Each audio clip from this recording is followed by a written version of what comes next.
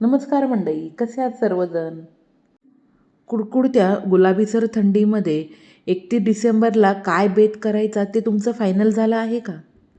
आणि फायनल झालं नसेल ना, तर अस्सल कोल्हापुरी स्टाईल घरातील मोजक्या साहित्यात गरमागरम झणझणीत आणि तर्रीदार हा कटवडा तर नक्कीच करू शकता. चला तर वेळ न घालवता येत्या 31ला हा झणझणीत कटवडा फायनल करून टाका. बघूनच तोंडाला पाणी सुटलं ना. अस्सल मार्केट स्टाईल कोल्हापुरी पद्धतीने आज आपण हा कटवडा करणार आहोत. त्यामुळे रेसिपी कुठेही स्किप न करता पूर्णपणे पहा. चॅनलवरती नवीनच असाल तर नक्की सबस्क्राईब करा आणि बेलची घंटी वाजवायला तर अजिबात विसरू नका. रेसिपी तर 100% परफेक्ट अशी आहे, त्यामुळे लगेच लाईक करून टाका. चला तर वेळ न घालवता लगेच आपण कटवडा करायला सुरुवात करूयात. तर सर्वात प्रथम कट करण्यासाठी एक वाटण तयार करून घेऊयात. त्यासाठी कढईमध्ये अर्धा पळी तेल आणि त्यामध्ये 2 मध्यम आकाराचा उभा चिरलेला कांदा टाकून हलकासा कांदा आपण गोल्डन रंग येईपर्यंत तेलामध्ये छान परतून घेऊयात. जवळपास मी आज 5 लोकांना पुरेल इतका कटवडा करणार आहे. तुम्ही किती लोकांना करत आहात ना, त्यानुसार सर्व साहित्याचं प्रमाण घेऊ शकता. कांदा हलकासा मऊ पडल्यानंतर 1 इंच आलं, 10 ते 12 लसूण पाकळ्या आणि एका हिरव्या मिरचीचे तुकडे घालून ते देखील छान परतून घेऊयात. कट करताना हे सर्व जिन्नस छान भाजून घेतल्यामुळे अजिबात कट करण्यासाठी वेळ देखील लागत नाही आणि कटाला खूप छान टेस्ट येते. कांदा छान लालसर भाजून झाल्यानंतर पोह्याच्या चमच्याने 2 चमचे तीळ, 1 चमचे धणे, 1 चमचे जिरे, अर्धा चमचा खसखस, 1 मोठी वेलची, 2 मिरे, 2 हिरवी वेलची, 2 दालचिनीचे तुकडे, अर्धे स्टार फूल आणि 1 वाटी किसून घेतलेले सुकं खोबरं घालून हे सर्व जिन्नस 3 ते 4 मिनटं मध्यम आचेवरती आपण सतत परतत छान भाजून घेऊयात. खोबरे भाजण्यासाठी अजिबात जास्त वेळ लागत नाही, म्हणून सुके खोबरे शेवटीच घालावे. कट बनवण्यासाठी अजिबात ओल्या खोबऱ्याचा वापर करू नये, नाहीतर हवी तशी कटाला अजिबात टेस्ट येणार नाही. सर्व जिन्नस लालसर होईपर्यंत भाजून घेतल्यानंतर एका प्लेटमध्ये काढून पूर्णपणे थंड करून घेऊयात. भाजलेले सर्व जिन्नस थंड होईपर्यंत दुसऱ्या बाजूला आपण बटाटे वडे करूयात. त्यासाठी मध्यम आकाराची 5 बटाटे उकडून त्याची साल काढून घेतली. आता बटाटे वडे करण्यासाठी आपण छोटंसं वाटण तयार करणार आहोत. त्यासाठी 4 ते 5 हिरव्या मिरच्या, 10 ते 12 लसूण पाकळ्या, 1 इंच आलं, 1 चमचा जिरे आणि 1 चमचा धने घालून पाणी न घालता सर्व जिन्नस आपण ओबडधोबड वाटून घेऊयात.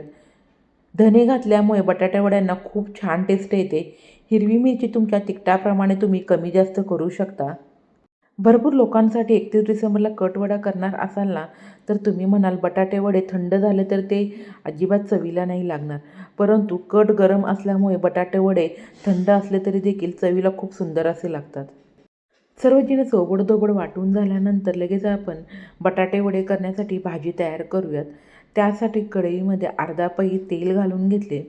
तेल गरम झाल्यानंतर पाव चमचा राई, वाटणामध्ये आपण जिरे घातलेले आहेत म्हणून फोडणीमध्ये मी जिरे घालणार नाही. त्यानंतर 7 ते 8 कढीपत्त्याची पानं. सुरुवातीला सांगितल्याप्रमाणे कटवडा किती करणार आहात ना, त्यानुसार सर्व साहित्याचं प्रमाण तुम्ही घेऊ शकता.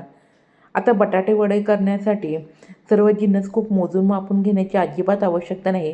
अंदाजाने देखील तुम्ही हे साहित्य घेऊ शकता.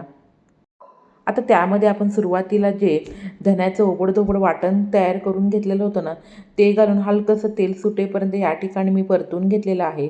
आता त्यामध्ये थोडीशी हळद आणि चिमूटभर हिंग घालून व्यवस्थित तो देखील फोडणीमध्ये परतून घेऊयात. कधीही बटाटे वडे करताना अगदी किंचितसरच हळद टाकावी, अजिबात जास्त घालू नये, नाहीतर बटाटे वडे हलकेसे काळपट असे होतात. आता त्यामध्ये सुरुवातीला आपण जे 5 मध्यम आकाराची बटाटे उकडून त्याची साल काढून घेतलेली होती ना, ती अशा प्रकारे हाताने कुस्करून घालून घेऊयात. फोडी न करता अशा प्रकारे हाताने मॅश करून बटाटा घातला ना, तर तो व्यवस्थित मॅश देखील होतो. आता त्यामध्ये चवीप्रमाणे मीठ आणि बारीक चिरलेली कोथिंबीर घालून हे सर्व जिन्नस व्यवस्थित फोडणीमध्ये मिक्स करून घेऊयात, जेणेकरून सर्व फोडणी बटाट्याला व्यवस्थित लागली जाईल. काही ठिकाणी फोडणीमध्ये बटाटा न घालता बटाट्यावर तयार केलेली फोडणी घालून नंतर बटाटे वडे केले जातात. परंतु त्यापेक्षा अशा प्रकारे एकदा बटाटे वडे करून पहा, चवीला एक नंबर असे होतात. तयार केलेली फोडणी बटाट्यांना व्यवस्थित लागलेली आहे. आता आपण फक्त 2 मिनिटासाठी झाकण ठेवून एक वाफ काढून घेऊयात. तर अशा प्रकारे एक वाफ काढून झाल्यानंतर ह्या ठिकाणी बटाटे वडे करण्यासाठी बटाट्याची भाजी तयार झालेली आहे. शेवटी त्यावरती बारीक चिरलेली कोथिंबीर घालून ही भाजी पूर्णपणे थंड करून घेऊयात. भाजी थंड होईपर्यंत दुसऱ्या बाउलमध्ये 1 कप मी बेसन घेतलेले आहे. बटाटे वडे करण्यासाठी तुम्ही जाड किंवा बारीक कोणतेही बेसन वापरू शकता. आता त्यामध्ये चिमूटभर हळद, चवीप्रमाणे मीठ घालून व्यवस्थित मिक्स करून गरजेनुसार पाणी घालून आता आपण बटाटे वडे करण्यासाठी बेसनचं आवरण तयार करून घेऊयात. एकदम सर्व पाणी न घालता थोडे थोडेसे पाणी घालून गुटया न घेता अशा प्रकारे बॅटर तयार करून आपण एक 15 ते 20 मिनिटांसाठी बाजूला ठेवून घेऊयात. सुरुवातीला भाजलेले सर्व जिन्नस थंड झाल्यानंतर त्यामध्ये भरपूर सारी स्वच्छ धुवून घेतलेली कोथिंबीर आणि गरजेनुसार पाणी घालून बारीक असे हे सर्व जिन्नस वाटून घेऊयात. वाटताना कमीत कमी पाण्याचा वापर करून हे वाटण वाटून घ्यावे. हे तयार केलेले वाटण कोणत्याही एअर कंटेनर डब्यामध्ये भरून तुम्ही फ्रीझरमध्ये 8 दिवस स्टोअर करून ठेवू शकता. अजिबात ते खराब देखील होत नाही. वाटण तर तयार झालेलं आहे. चला तर लगेच कट तयार करायला घेऊयात. कढईमध्ये 1 पई तेल घालून घेऊयात. तेल गरम झाल्यानंतर त्यामध्ये कढीपत्ता आणि तयार केलेलं वाटण घालून आता आपण व्यवस्थित तेल सुटेपर्यंत हे वाटण परतून घेऊयात. संपूर्ण वाटण न घालता मी या ठिकाणी जवळपास 5 लोकांना पुरेल इतकंच वाटण घालून घेतलेलं आहे आणि उरलेलं वाटण मी एका डब्यामध्ये भरून ते फ्रीझरमध्ये स्टोअर करून ठेवणार आहे. वाटणाला छान तेल सुटल्यानंतर त्यामध्ये पोह्याच्या चमच्याने 2 चमचे कांदा लसूण मसाला आणि कटाला कलर छान येण्यासाठी 1 चमचा काश्मीरी लाल मिरची पावडर, पाव चमचा हळद आणि चिमूटभर हिंग घालून हे सर्व जिन्नस व्यवस्थित मी परतून घेते. कोल्हापुरी मसाला नसेल ना तर ठेवणीतील तुम्ही कोणताही मसाला या ठिकाणी वापरला तरीही चालेल. आता वाटण छान आपण शिजवून घेण्यासाठी त्यामध्ये थोडंसं गरम पाणी घालून घेऊयात. गरम पाणी घातल्यामुळे वाटण खाली लागत तरी नाही आणि कटाला तरी देखील खूप सुंदर अशी येते. थोडंसं पाणी घालून अशा प्रकारे वाटण शिजवून घेतल्यामुळे तरी येतेच आणि महत्त्वाचं म्हणजे अजिबात कोणताही मसाला कच्चा असा लागत नाही. 2 मिनिटानंतर पहा, मसाल्याला किती तरी सुंदर अशी आलेली आहे. छान फोडणीचा सुवास तर घरभर दरवळत आहे. आता त्यामध्ये मी थोडीशी बारीक चिरलेली कोथिंबीर घालून घेतलेली आहे. फोडणीमध्ये कोथिंबीर घालणं पूर्णपणे ऑप्शनल आहे, परंतु मला फोडणीमध्ये घातलेली कोथिंबीर फार आवडते.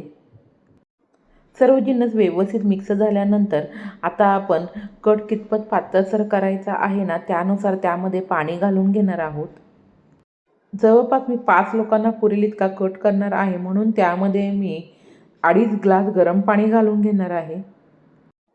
आता त्यामध्ये चवीप्रमाणे मीठ आणि बारीक चिरलेली कोथिंबीर घालून मध्यम आचेवरती आपण 15 मिनिटं ह्या तरीला कड काढून घेऊयात. अजिबात तरीला कड काढताना गॅसची आच मोठी करू नये, नाहीतर कटाला जी तर्री आलेली आहे ना ती पूर्णपणे निघून जाईल आणि कट हा पांढरा फिक असा पडेल. अगोदरच कटाला आपण जे वाटण तयार करून घेतलं त्यामध्ये भरपूर सारे गरम मसाले घातल्यामुळे हा कट तयार करताना कोणताही गरम मसाला किंवा मिसळ मसाला टाकण्याची अजिबात आवश्यकता नाही. तर अशा प्रकारे ह्या ठिकाणी आपला कट वड्यासाठी कट तयार झालेला आहे. माझे तर बघूनच तोंडाला पाणी सुटले. असं वाटतं कधी बटाटे वडे करते आणि कधी ह्या कट वड्याचा आस्वाद घेते. एक महत्त्वाचं सांगायचंच राहिलं, कट करताना नेहमीच्या भाज्यांपेक्षा जरा तेल जास्तच घालावे. आता कटावरती बारीक चिरलेली कोथिंबीर घालून कट वड्यासाठी ह्या ठिकाणी कट तयार झालेला आहे. चला तर लगेच आता आपण बटाटे वडे करून घेऊयात. बटाटे वड्याची भाजी पूर्णपणे थंड झाल्यानंतर वडे कितपत लहान किंवा मोठ्या आकाराचे करायचे आहेत ना त्यानुसार गोळे करून घ्यावेत. या ठिकाणी मी मध्यम आकाराचे वडे करणार असल्यामुळे अशा प्रकारे छोटे गोळे करून घेतलेले आहेत. बटाटे वडे करण्यासाठी गोळे तयार झाल्यानंतर सुरुवातीला आपण जे बेसनचं बॅटर तयार करून घेतलेलं होतं ना त्यामध्ये थोडासा खाण्याचा सोडा घालून व्यवस्थित मिक्स करून आता बटाटे वडे तयार करायला घेऊयात. ह्यापेक्षा बेसनचं बॅटर जास्त पातळ आणि घट्ट देखील असू नये. बेसनचं बॅटर जास्त घट्ट झालं ना तर बटाटे वडे खाताना घास लागतो आणि खूप पातळसर असं झालं ना तर बटाटे वडे खूप तेल पितात. त्यामुळे बेसनचं बॅटर हे मध्यम कन्सिस्टन्सीच असावं. मध्यम आचेवरती कडकडीत तेल गरम झाल्यानंतर त्यामध्ये एक एक करून आपण हाताने बटाटे वडे सोडून घेणार आहोत. आता हाताने बटाटे वडे सोडायचे नसतील ना तर तुम्ही चमच्याने देखील सोडू शकता. माझ्या मुलीला हा बेसनाचा चुरा तेलामधला खूप आवडतो, म्हणून मी आवर्जून बटाटे वडे करताना अशा प्रकारे तेलामध्ये थोडासा बेसनाचा चुरा करून घेते. तुम्हाला जसे गोल किंवा चपटे बटाटे वडे करायचे आहेत ना त्यानुसार तुम्ही करू शकता.